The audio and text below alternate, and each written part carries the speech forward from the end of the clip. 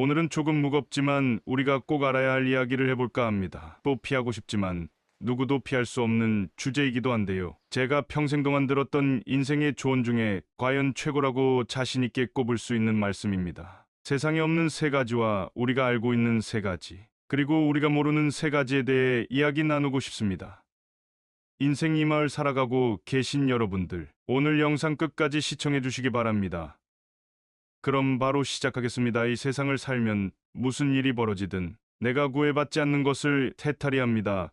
배를 타고 바다에 가면서 파도도 치지 말고 바람도 불지 마라 이렇게 바라는 것이 아니고, 파도야 치려면 쳐라봐라, 불려면 불어라. 나는 이미 튼튼한 배를 마련해 놓았고 좋은 항해술을 습득했고 그 정도는 끄떡없다. 마음속에 모든 것을 다 내려놓은 상태. 이런 마음가짐이 해탈 처음 만났을 때는 남편이 그렇게 착해 보였는데 살다 보면 마음에 안 드는 구석이 있고, 내 뱃속에 열달을 품어 나와서 내 마음대로 키운 자식도 클수록 제 마음대로 하려고 합니다. 이렇듯 어떻게 세상 일이 나의 생각대로만 되겠습니까?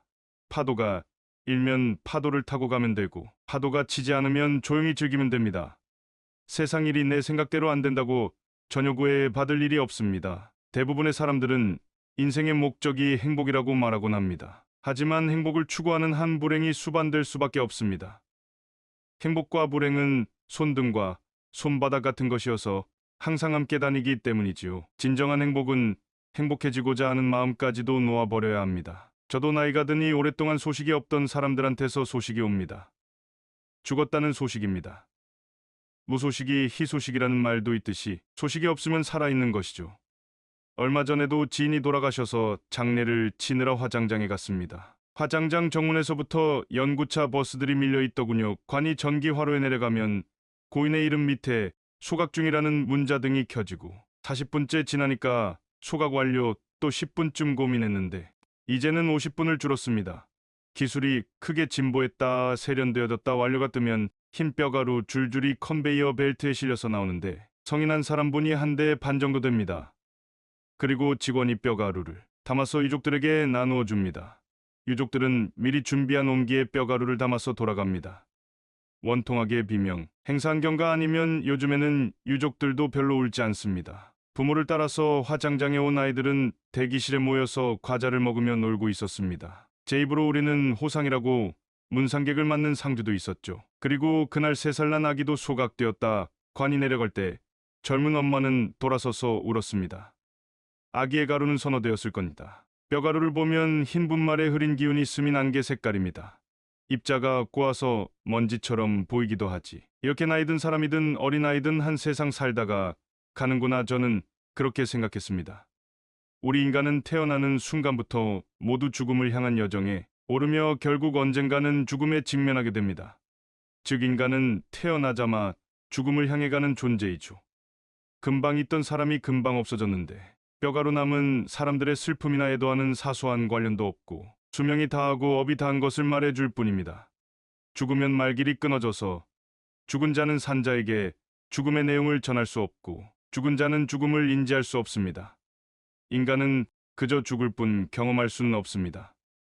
머물면서 태어나지 않을 수 없고, 태어난 이상 늙지 않을 수 없으며, 늙으면 병들고 죽지 않을 수 없습니다. 또 탄생과 죽음은 실습이 허용되지 않습니다. 우리는 삶의 무거움과 죽음의 가벼움을 생각해야 합니다.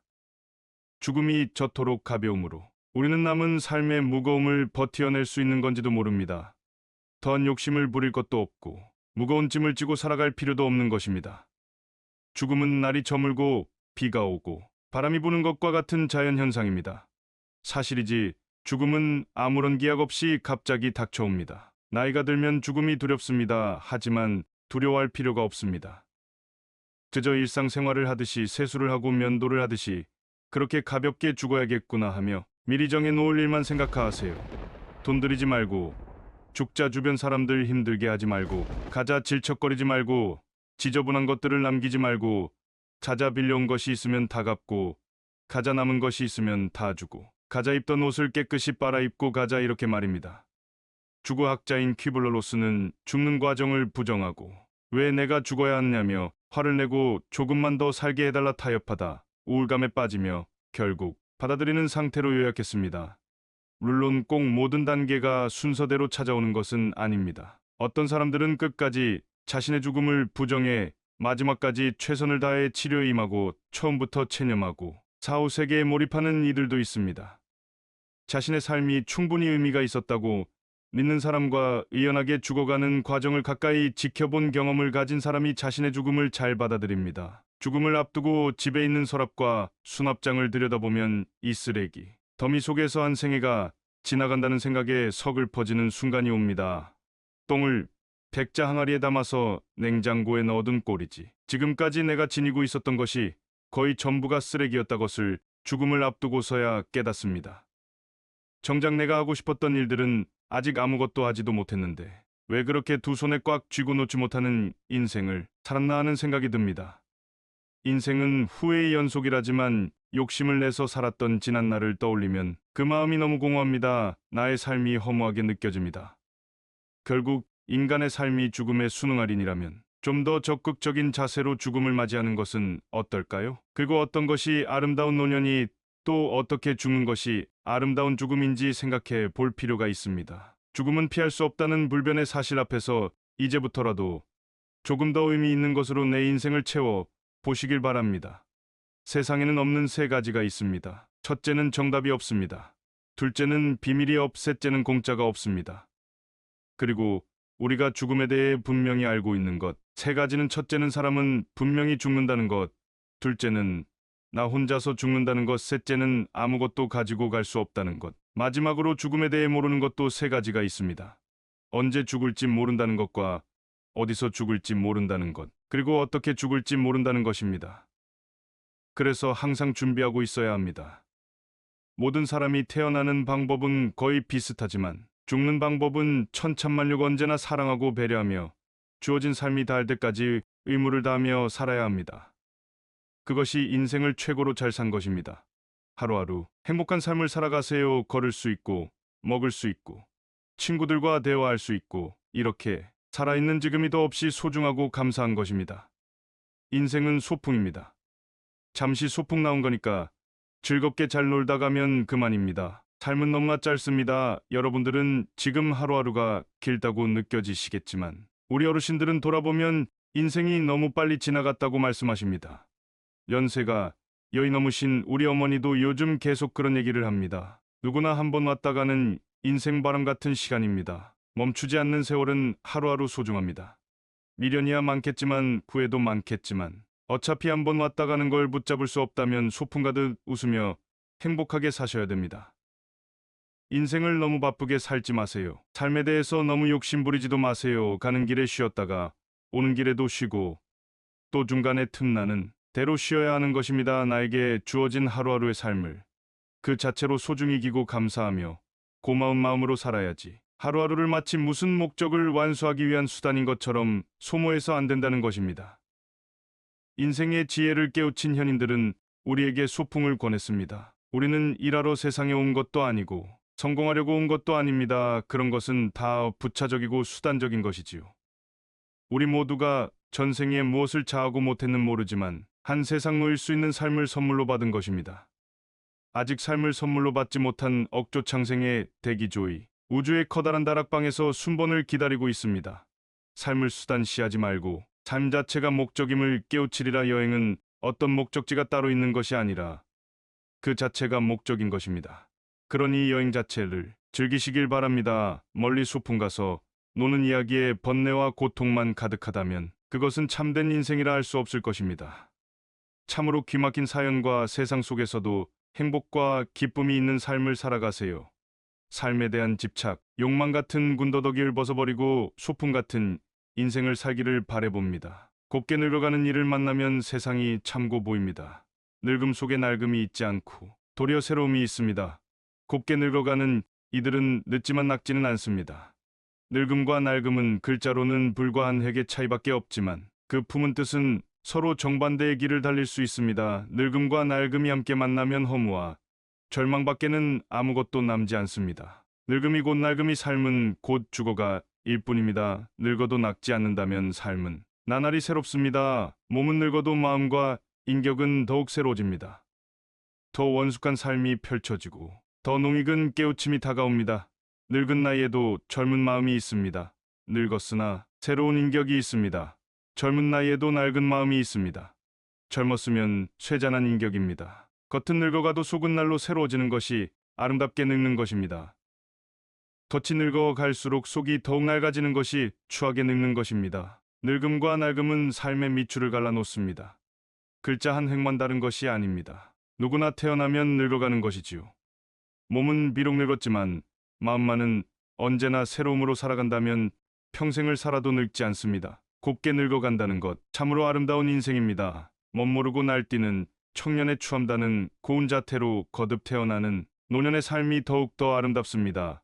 행여 늙는 것이 두렵고 스럽습니까? 마음이 늙기 때문입니다. 마음을 새롭게 새로움으로 바꿔보세요. 늙어가는 나태는 인생의 무게를 보여줍니다. 그만큼 원숙해진 것이겠죠. 늙음은 새로운 원수입니다. 어느 바람에 지는 줄 모르는 낙엽이 땅에 떨어지기까지는 순간이지만 그럼에도 자세히 관찰해보면 그것은 분명히 절규가 아니라 춤추는 모습입니다. 낙엽이 지기 전의 마지막 모습은 아름다운 단풍이 말년의 인생 모습도 단풍처럼 화사하고 봄꽃보다 고운 잘 물든 단풍처럼 장엄합니다. 해질녘의 저녁 노을처럼 말이죠. 인간은 누구나 삶의 유혹과 죽음의 공포 이 두 가지에서 벗어나고자 고민하는 것이 인생의 참 공부입니다. 죽음을 향해 가는 길이 늙음의 내리막길이 아닐까요? 인생도 오르는 길은 힘듭니다. 그래도 내려가는 길은 더더욱 어렵습니다. 그래서 삶의 길을 멋지게 내려가는 길을 찾지 않으면 안 됩니다. 제 30년지기 친구의 아버지는 섬진강 상류의 산골 마을에서 평생 농사를 지으며 사셨다고 합니다. 친구의 아버지가 돌아가실 때 친구를 불러놓고 유언을 하셨는데네. 어머니가 방마다 아궁이에 불 대느라고 고생을 많이 했다. 부디 연탄 보일러를 놓아드려라라고 말씀하셨다고 합니다. 저는 이 유언을 듣고 한참을 생각했습니다.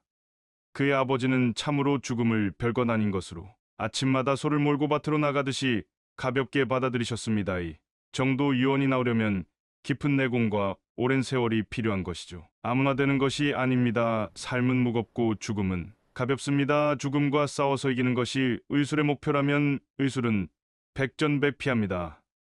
깨어진 육체를 맞추고 꿰매 살려내는 의사가 있어야 하지만 충분히 다 살고 죽으려는 사람들의 마지막 길을 품위 있게 인도해주는 의사도 있어야 합니다. 죽음은 쓰다듬어서 맞아들여야지 싸워서 이겨야 할 대상이 아니기 때문입니다. 이제 다 살았기에 가야 하는 사람의 마지막 시간을 파이프를 꽂아서 붙잡아 놓고 못 가게 하는 의술은 무의미합니다. 가볍게 죽고 가는 사람도 미련 없이 보낼 수 있어야 합니다. 그래야지 이토록 단순한 장례 절차에서도 정중한 애도를 실현할 수 있습니다. 가는 사람도 보내는 사람도 의술도 모두 가벼움으로 돌아가는 것입니다. 뼈가루를 들여다 보면 인생의 의미를 다 알 수 있습니다. 이 가벼움으로 삶의 무거움을 버틸 수 있는 것입니다. 천하를 통일했던 중국의 진시 황제나 애플을 창시하여 억만장자가 된 스티브 잡스원, 북한을 통치할 것 같았던 김일성, 그들은 모두 이 세상을 떠났습니다. 삼성그룹의 이건희 회장도 병상에 누워있다. 결국 고인이 됐습니다. 여러분은 이렇게 화려하게 살다가 떠나간 사람 중 누가 부럽나요? 천천히 걸어도 빨리 달려도 우리에게 주어진 시간은 오직 한 세상입니다. 덜어는 조금 살다가 덜어는 오래 살다가 우리는 결국 가야 할 곳으로 떠나갑니다. 소중한 시간을 사랑하고 이해하며 사세요. 우리에게 주어진 둘도 없는 삶, 지난 날을 돌이키며 후회하기보다는 나에게 남은 하루하루를 아름답게 가꾸는 일에 희망을 거시길 바랍니다. 그렇게 행복한 세상이 만들어지는 것입니다. 마침내 바람에게도 돌멩이에 보이지 않는 마음에게도 고마움을 느끼며 정다운 사람들과 오붓하게 웃음을 나누면 마음이 부자인 사람이 됩니다. 가져갈 수 없는 무거운 짐에 미련을 두지 마세요. 빈몸으로 와서 빈몸으로 떠나가는 인생입니다. 힘들었던 과거, 상처받은 마음, 쓸데없는 걱정까지 모두 후회를 털어버리세요. 아까울 것 하나 없습니다. 힘겹게 이고지고 안고 있으면 인생이 금방 지치고 힘이 들게 됩니다. 간밤에 꾼 호꿈도 깨고 나면 모든 것이 허무하고 무상하고 어제 꽂히는 봄날도 오늘의 그림자에 가려져 보이지 않는데 지금 두 손에 붙은 미련을 놓아버리고 가벼워지세요. 어차피 떠나가야 할 그 길이라면 그 무거운 짐을 다 벗어 던지고 처음 왔던 그 모습으로 편히 떠날 수 있는 삶을 살아가시길 바랍니다. 혹여나 지나간 일에 대한 자책감으로 힘들어하고 계신 분들이 있다면, 다가올 미래에 대한 걱정에 두려운 분들이 있다면 일어나지도 않은 어떤 일 때문에 너무 걱정하지 마세요. 과거에 대한 자책과 미래에 대한 걱정 모두가 현재를 불행하게 만드는 요인이 됩니다. 현재에 집중하세요. 그리고 후회가 없도록 현재를 즐기셔야 합니다. 이 좋지 않은 감정들은 모두 털어버리시고 지금 현재에 집중하는 것이 보다 행복한 삶을 만드는 데 유익할 것입니다. 모으는 삶의 끝이라고 하기보다는 오히려 새로운 삶의 시발점으로 생각하고 이 기회를 슬기롭게 이용하여 행복하게 살아야 하는 것이 모인에게 주어진 특별한 숙제입니다. 있으면 있는 것으로 즐기고 없으면 없는 대로 체념하고 그대로 견디면 됩니다. 마음 조이며 안다하고 아파할 것이 없습니다.